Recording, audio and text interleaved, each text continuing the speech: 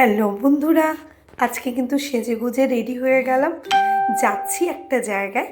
আর তার আগে দেখো কৃষ এখন খাওয়া দাওয়া করছে।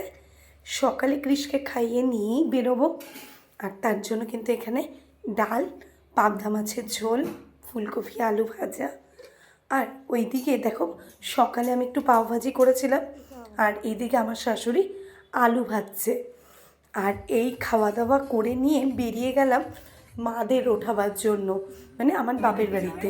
সেখান থেকে মাদের উঠিয়ে নিয়ে পৌঁছে গেলাম হচ্ছে বোদাগঞ্জ, যেটা কিন্তু জলপাইগুড়ির খুব নামকরা একটা, মানে খুব জাগ্রত একটা মন্দির বলতে পারো, যেটা সবাই মোটামুটি সবাই জানে।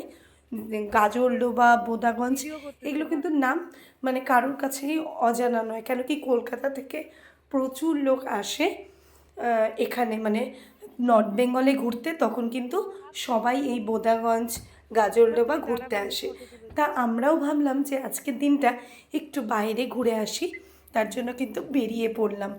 বোদাগঞ্জে গিয়ে আমরা পুজো দিইনি, কিন্তু যেই সময় আমরা বোদাগঞ্জে পৌঁছলাম ঠিক সেই সময় কিন্তু পুজো হচ্ছিল, তাই বেশ ভালো লাগছে। এই দেখো এখানে বোদাগঞ্জের মন্দিরের বাইরে শাক সবজি নিয়ে একেবারে বাজার লেগে যায়, কিন্তু এটা আমি দুপুরবেলা গেছি বলে এই দুটো দোকানই ওখানে বসেছিল।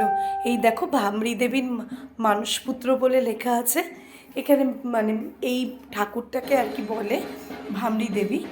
এখানে কিন্তু পুরোটাই কালী ঠাকুর, খুব জাগ্রত এই মন্দির। তাই এখান থেকে ঘুরে আমরা কোথাও যাইনি, কেন কি এখানে ঘুরে নিয়ে ভাবলাম যে এখানেই বসি, কেন কি পুজোর পরে এখানে ভোগ দেয়।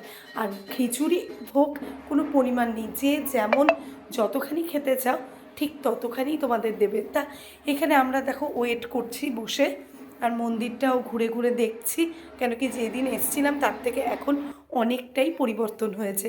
এই দেখো এখানে প্রচুর বাদর। আর এই যে ব্রিজটা দেখতে পাচ্ছ, এটা কিন্তু গাজলডোবা ব্রিজ। এই ব্রিজটা দেখতে প্রচুর কলকাতা থেকে নর্থ বেঙ্গল যারা ঘুরতে আসে তারা কিন্তু সবাই এই ব্রিজটা ঘুরতে প্রায়ই আসে। আর এখানে কিন্তু প্রচুর মানে থাকার জায়গাও আছে, রিসোর্ট টাইপের, খুব সুন্দর এই বিচটা। এটা রিসেন্টলি হয়েছে, তাই আমাদেরও দেখা হয়নি বলে আমরা কিন্তু এই ভামরি দেবীর মন্দির থেকে এলাম এই ব্রিজটা দেখতে। খুব সুন্দর মানে সাজিয়েছে। আর এখানে এসে আমরা অনেক কিছুই খেলাম, কেন কি এখানে ছোট ছোট সব স্টলের মতন প্রচুর দোকান লেগেছে। এটা কিন্তু তিস্তা ব্যারেজ, এটা তিস্তা নদীর জলটাকে আটকে রেখেছে এই ব্যারেজে। খুব সুন্দর, ভালোই ঘুরলাম। তোমাদের কেমন লাগলো এই ব্লগটা?